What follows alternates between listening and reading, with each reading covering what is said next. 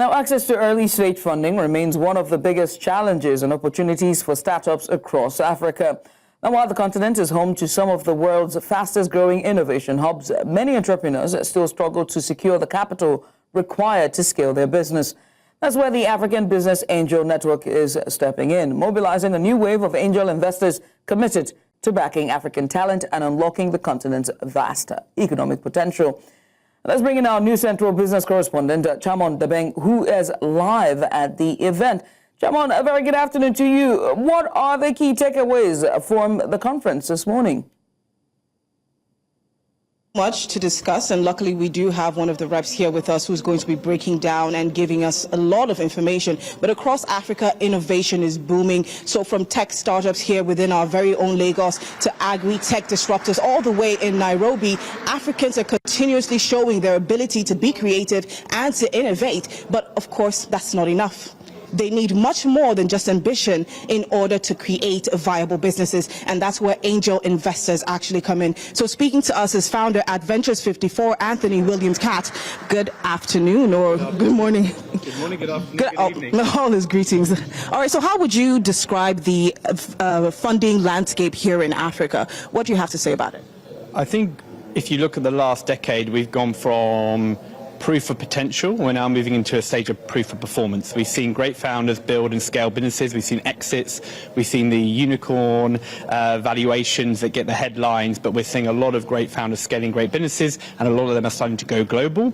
We're now in a period where actually we need to see the performance of these businesses, but really we need to, a lot of people talk about needing more capital in the ecosystem, which is absolutely true, and I can talk to that in a second, but we also need to make sure we've got the right capacity in the ecosystem, the infrastructure, to support more founders coming through and scaling their ventures. We've seen ventures scale, but now can we create an ecosystem that can more broadly help more founders to scale what they're doing?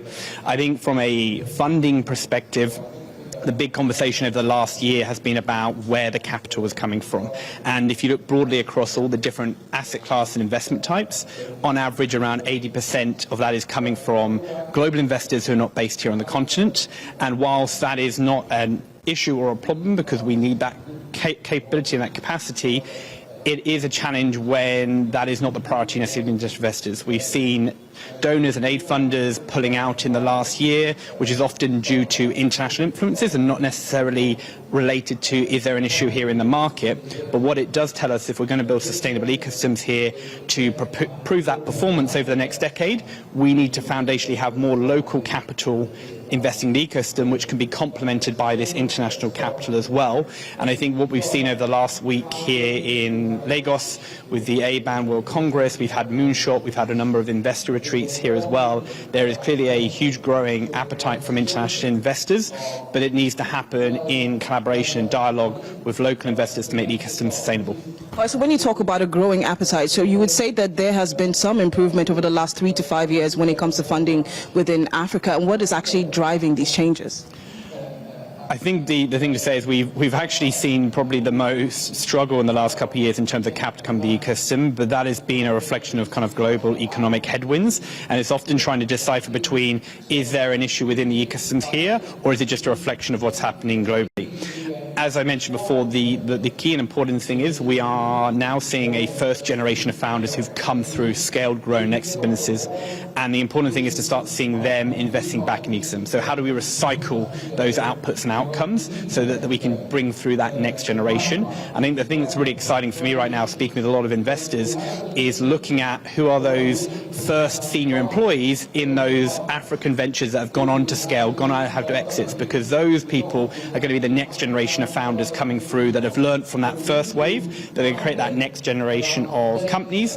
And if we can match that development of talent and retain it here within the continent, and we can start building more capacity around the infrastructure to support and enable those founders, we're going to see a far higher volume of companies growing and scaling, as well as seeing those outcomes, and that will naturally attract more global capital. But again, the point is, how does that global capital work in line with local capital?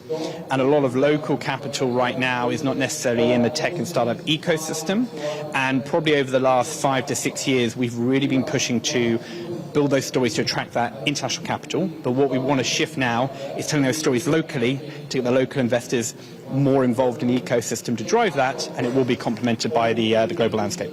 All right, so bringing in foreign investors, would you say that there are certain misconceptions that has affected them bringing their own investment into African spaces, as well as some of our infrastructural issues? Have they gotten in the way of getting investment from foreign investors? So issues like broadband, infrastructural challenges, and all of that, would you say they've played a role in hindering investors?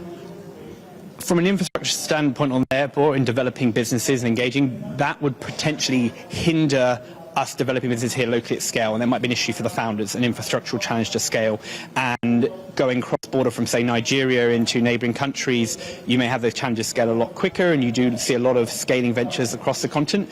Their first port of call of scale is actually into other continents, other regions of the world, and that might be an infrastructure standpoint.